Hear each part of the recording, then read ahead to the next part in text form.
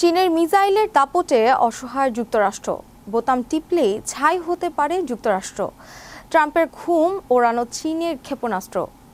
এবার কি তাহলে সত্যিই চীনের কাছে অসহায় ট্রাম্প? বিস্তারিত থাকছে ডেস্ক রিপোর্টে। বিশ্ব রাজনীতিতে বর্তমান সবচেয়ে আলোচিত বিষয়গুলোর একটি হলো পরমাণু অস্ত্রের আধুনিকরণ এবং নতুন অস্ত্রের প্রতিযোগিতা। সম্প্রতি বছরগুলোতে বিভিন্ন আন্তর্জাতিক গবেষক প্রতিষ্ঠান, বাণিজ্যিক স্যাটেলাইট চিত্র এবং মার্কিন প্রতিরক্ষা দপ্তরের মূল্যায়ন দেখা গেছে চীন জিংজিয়াং ও গাংসু প্রদেশের মরুভূমি এলাকায় বিপুল সংখ্যক আন্তঃমহাদেশীয় ব্যালিস্টিক ক্ষেপণাস্ত্র, সাইলো নির্মাণ এবং সামরিক অবকাঠামো সম্প্রসারণ করছে। বিশ্লেষকদের মতে এই পদক্ষেপ চীনের দীর্ঘমেয়াদী কৌশলগত প্রতিরোধের ক্ষমতা আরও শক্তিশালী করার অংশ। চীনের হাতে বর্তমানে DF-41 এর মতো আধুনিক ICBM রয়েছে, যা একাধিক স্থানীয় লক্ষ্যভেদীয় পারমাণবিক ওয়ারহেড বহন করতে পারে এবং তাত্ত্বিকভাবে যুক্তরাষ্ট্রের যে কোনো অঞ্চলে আঘাত হানার সক্ষমতা রাখে। তবে এর অর্থ এই নয় যে চীন সহজেই যুক্তরাষ্ট্রকে সামরিকভাবে পরাস্ত করতে পারবে।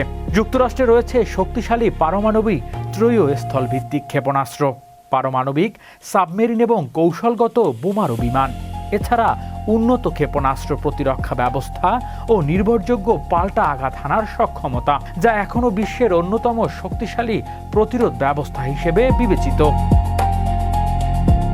মার্কিন প্রেসিডেন্ট ডোনাল্ড ট্রাম্প বিভিন্ন সময়ে চীন ও রাশিয়ায় দ্রুত পারমাণবিক সক্ষমতা বৃদ্ধির বিষয়ে উদ্বেগ প্রকাশ করেছেন। তিনি বলেছেন, প্রতিদ্বন্দ্বী রাষ্ট্রগুলো ক্রমবর্ধমান পারমাণবিক অস্ত্রভান্ডার যুক্তরাষ্ট্রসহ পুরো বিশ্বে নিরাপত্তার জন্য একটি গুরুত্বপূর্ণ চ্যালেঞ্জ। তবে বিষয়টিকে কেবল ব্যক্তিগত ভীতি বা ঘুম উড়িয়ে যাওয়া হিসেবে দেখানো সঠিক হবে না, বরং ট্রাম্প একাধিকবার যুক্তরাষ্ট্র, চীন ও রাশিয়াকে নিয়ে একটি ত্রিপক্ষীয় পারমাণবিক অস্ত্র নিয়ন্ত্রণ বা আর্মস কন্ট্রোল এগ্রিমেন্ট করার আগ্রহ প্রকাশ করেছিলেন, যাতে ব্যয়বহুল অস্ত্র প্রতিযোগিতা কমানো এবং বৈশ্বিক স্থিতিশীলতা বজায় রাখা সম্ভব হয়।